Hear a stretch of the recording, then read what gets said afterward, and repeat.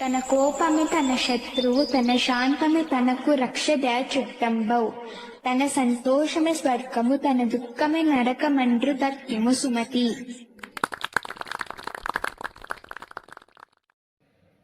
అర్థమైందా పిల్లలు? ఇది అర్థం అవ్వాలంటే మీకు కథ రూపంలో చెప్తా, వినండి. అమ్మ అంటే ఎవరు? 9 మాసాలు కని పెంచి మనం కింద పడితే అయ్యో అని ఏడ్చే గుండె, అదే అమ్మ అంటే. కానీ తమ్ముడు పుట్టగానే అమ్మ చనిపోయింది. వాడు ఒంటరోడు అయిపోయాడు అనుకున్నారా? లేదు, దేవుడు స్కెచ్ వేసి అమ్మని తీసుకెళ్ళి అన్నయ్య రూపంలో పంపాడు. అన్న, మా క్లాస్లో రాకేష్ ఉన్నాడు కదా, అతనికి వాళ్ళ బ్యాచ్ బాయ్స్ దగ్గర గొడవ వచ్చింది. అతన్ని అందరూ పిలిచి బాగా ఫైట్ చేశారు. అప్పుడు రాకేష్ వాళ్ళమ్మ స్కూల్కి వచ్చింది. అందరినీ కామ్ చేసి టీచర్స్తో మాట్లాడి ప్రాబ్లం సాల్వ్ చేసి అందరు చెప్పారు. వాళ్ళమ్మ చాలా కూల్గా వచ్చి పిల్లలందరితో మాట్లాడి గొడవ పడకూడదని చెప్పి వెళ్ళారు. మన అమ్మ ఉంటే నన్ను కూడా ఇలా గైడ్ చేసేదేమో అన్న. దేవుడు అమ్మలాగా ఉంటాడంటారు, కానీ నీకోసం నేను అమ్మనవుతాను రా చిరు. ఇది గుర్తుపెట్టుకో, నీకు ఏ కష్టం వచ్చినా నీ వెనుక కాదు, నీ ముందు నేనుంటాను. చిన్నతనమే అయిపోయే నన్ను వదిలే నీదే చేయే, అంత కలలాగే కరిగే కథ కథలకాగే అందమైన గూడే చెదిరే. తమ్ముడు, కష్టం వచ్చిన ఇంట్లో అయిపే కంటి రెప్పలా కాపే నీ గుర్తులేవో మిగిలే విధి ఎరగదు. ఎంత గొప్ప ప్రేమైనా దానికి దిష్టి పడుతుంది.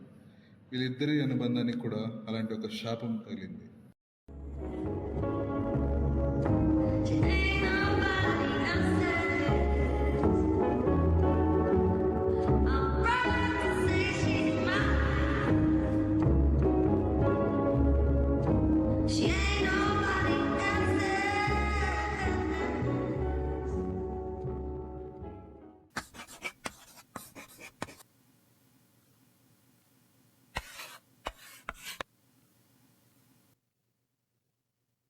May I come in, sir?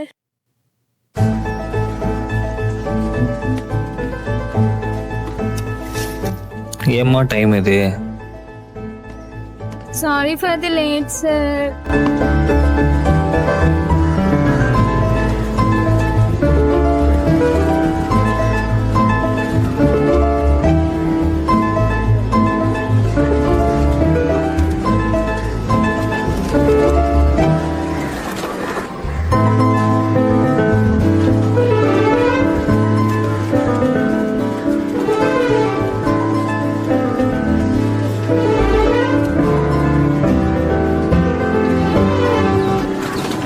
So listen all, so this is one of the important topic while you are attending any placement exams. Hey first bench. Hey Kalim, first bench ku. Hey, ఏం చేస్తున్నావు నువ్వు? లేడా first? లే, ఏం చేస్తున్నావు క్లాస్లో నువ్వు? ఆ టాపిక్ నేమ్ చెప్పురా. బయట పో. రేయ్, పోడా బయటకే, పోడా.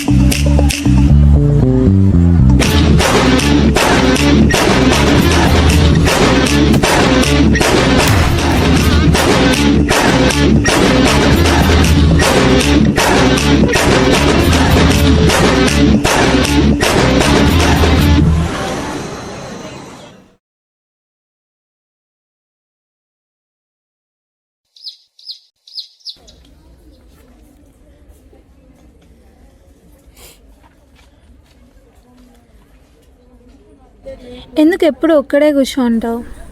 అలా ఏం లేదు, నేను ఎక్కువ ఎవరితో మాట్లాడను.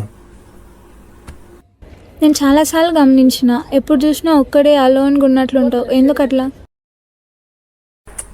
ఏమో, మా అమ్మ చనిపోయిన తర్వాత మా నాన్న మా అన్న అంతే, ఇంకెవరితో కలవాలనిపించలేదు. ఇప్పటి నుంచి అలా ఫీల్ అవ్వాల్సిన అవసరం లేదు, ఎందుకంటే నేను ఉన్నాను కదా ప్రాపర్గా గైడ్ చేయడానికి.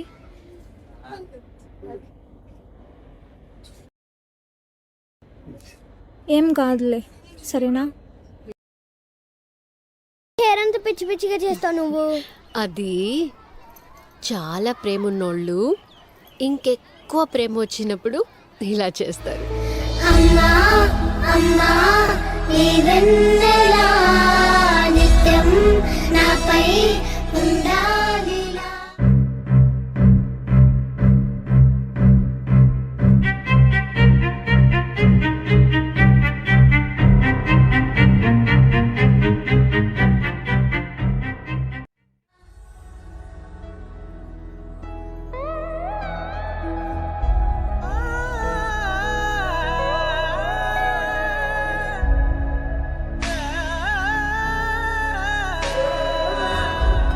లోకాన అమ్మలంతా అందించు ప్రేమనంతా ఒక్క నువ్వే వరముగా పంచినావు.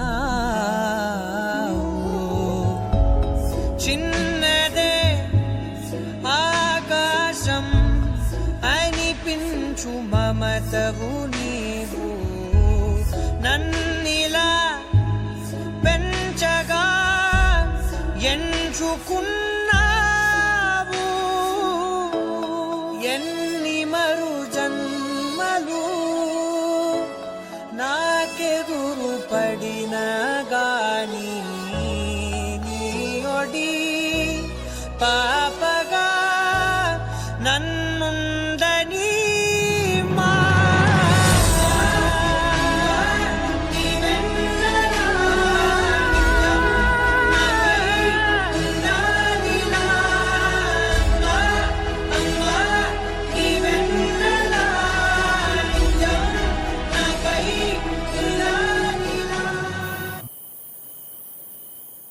అన్నా, నీకు ఒకటి చెప్పాలన్నా.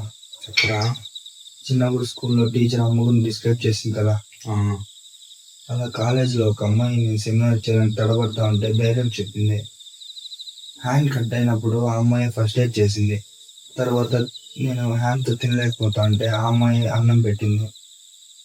ఎందుకు ఆ అమ్మాయిని చూస్తుంటే అమ్మ ఫీలింగ్ వస్తుందన్నా.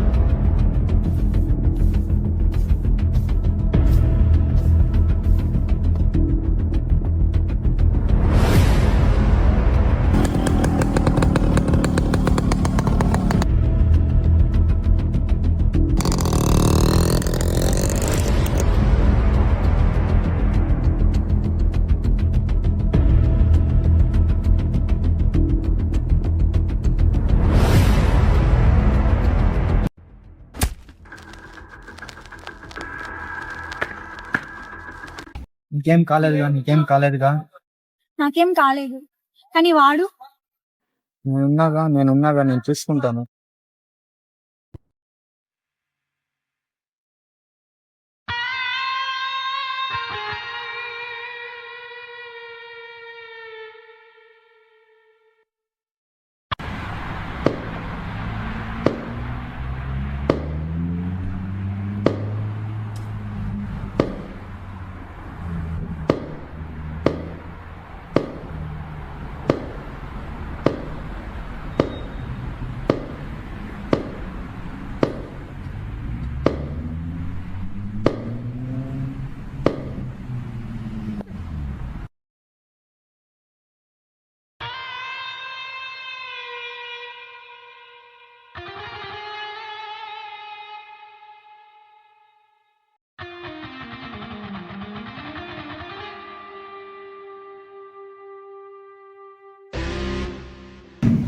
పులి జింకని వేటాడేటప్పుడు కుక్క మధ్యలో వస్తే పులికి జింక మీద కన్నా కుక్క మీద కోపం ఎక్కువ వస్తుంది.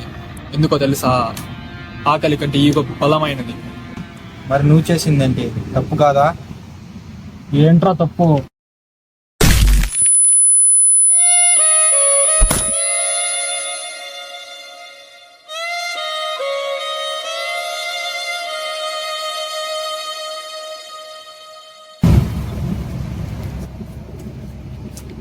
ఒకసారి మధ్యలో వస్తే యాసిడ్ రోడ్డు మీద కాదు, మూతి మీద పడుతుంది.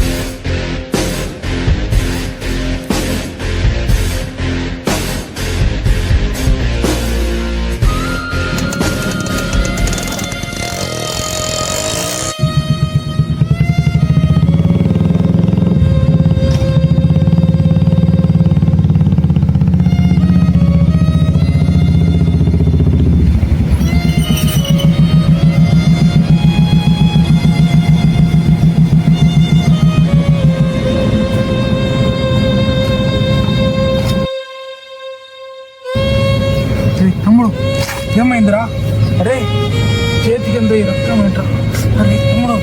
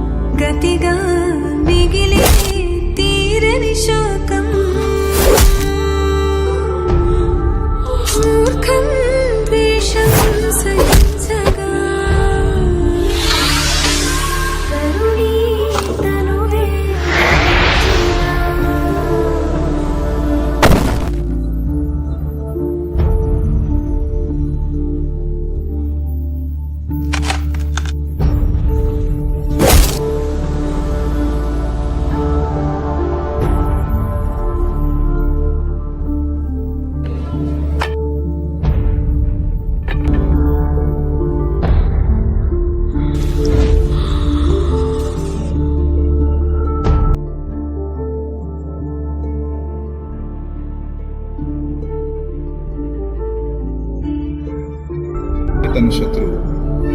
అన్న తమ్ముడికి కోపం వచ్చింది. ఆ కోపంలో విలన్ని చంపారనుకున్నారా? కానీ నిజంగా చంపింది ఎవరిని? తన తమ్ముడి భవిష్యత్తుని, తన తమ్ముడి నవ్వుని. కోపం అనే నిప్పు శత్రువుని కాల్చేస్తుందో లేదా గ్యారంటీ లేదు, కానీ మనని మన వాళ్ళని మాత్రం పూర్తి చేస్తుంది. So control your anger or it will control your destiny. నా పేరు సుబాని, మాది గుంటూరు జిల్లా మేడం, చిలకలూరిపేట. నేను డిగ్రీ చదువుకున్నాను మేడం. బయట కాలేజీలో చిన్న గొడవ జరిగింది మేడం. ఆ గొడవలో బయట కొట్టుకోవడం జరిగింది మేడం. ఇన్స్పెక్టెడ్గా చనిపోయాడు మేడం. అంటే కొట్టుకుంటే చనిపోయాడు. అనుకోకుండా అతను రాయి తగిలి చనిపోయాడు మేడం. ఈ కేసులో ఇంకా ఉన్నారు మేడం, కానీ నాకు ఒక్కడికే శిక్ష పడింది. నేను 5 సంవత్సరాల నుంచి జైలు చేస్తున్నాను మేడం. ఏం చెప్తావు యూత్కి? ఎవరైతే కోపం అసలు ఉండకూడదు మేడం. కోపం ఉన్నట్లయితే వాళ్ళు చాలా విలువను కోల్పోతారు.